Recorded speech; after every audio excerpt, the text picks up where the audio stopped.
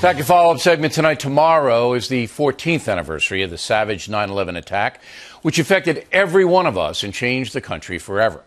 Right now, there are 28 pages of information about that attack that remain classified. In those pages are names of people who allegedly helped the al-Qaeda killers, but who have never been held accountable.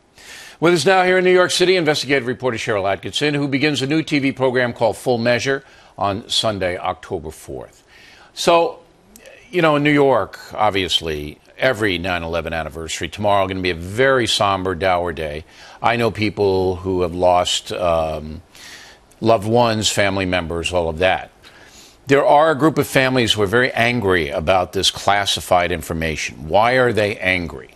They feel as though there is specific information, and that's according to members of Congress who've been allowed to read them, specific information about names of those responsible who haven't been held to justice, how they facilitated the attacks and helped the hijackers, what they did. By not holding them accountable, it sends a message that these victims' families argue that the facilitators can continue to get away with this sort of terrorist funding. Okay. Now, you haven't seen any of this stuff, right? Right. All right. But you have talked to Congress people who have seen it. Right. But they can't tell you what names are in there, right? Right. But we do know there's Saudi Arabian names, correct? Yes. From what's been said, they will tell you that the pages directly implicate allegedly Saudi royal officials and government officials who they say in the pages are blamed as being responsible for helping finance and facilitate these attacks. But that story has been around, you know, and the bin Laden family was whisked out of the United States by President Bush himself right after the 9/11 attack, and they went back to Saudi Arabia, correct? That's right. All right. So from your conversations, first of all, where are these pages? They're where? Locked down where? I'm sure there is more than one copy, but the intelligence committees in Congress have copies, and to view them, the members have to get permission, make an appointment, go to a secret room, turn over all their electronics, and read the. So any member of Congress can read this? It's my understanding they can. But after they read it, they're not allowed to say that's a crime about what specifically is in there. Now, is it why, you know, this 14 years, I mean, I know the United States doesn't want to have bad relationships with Saudi Arabia. Obviously, it doesn't help us.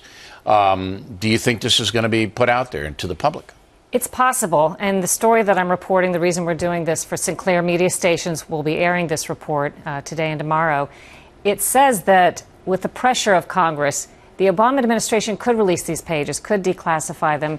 And the argument as to why is unclear after 14 years. Both Democrats and Republicans who've read these say there is no legitimate national security reason in their view, having read them, for these pages to be kept secret. Not to be there. But Saudi Arabia doesn't want it released. That's what it's all about. Saudi Arabia claims publicly, obviously they have nothing to do with the 9/11 attacks, and that they do want them released. Saudi Arabia argues that we can't fight blank pages. We want to see what's in them as well. All right, well, then President Obama should declassify it. Now, it's up to him, right?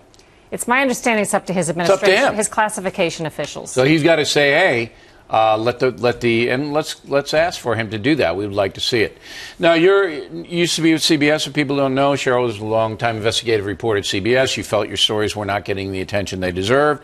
You left that news agency, and you're now with Sinclair. What's Sinclair? Sinclair owns ABC, NBC, CBS, Fox, Telemundo, CW affiliates across the country, and are airing this new national program on Sunday mornings with the promise given to me, we want those stories. We are not going to editorially interfere with these government watchdog stories, corporate malfeasance stories, whistleblower stories, the very sorts of things that are very important. Well, that's good. It's a good gig for you. You know, you have your show once a week. You get out the stories you want. If you have good stories, give them to me. I'll publicize them. You're going to do some immigration stuff. We're doing legal and illegal immigration. We were on this track before Mr. Trump announced for president. We were on this track before this refugee crisis. But these are parts of stories we're already in the process of preparing. So we'll look forward to hearing from you in the future. And President Obama, please release those documents. Please unclassify them so we can see who helped the al-Qaeda killers. We need to know that. Sharyl Attkisson, everyone.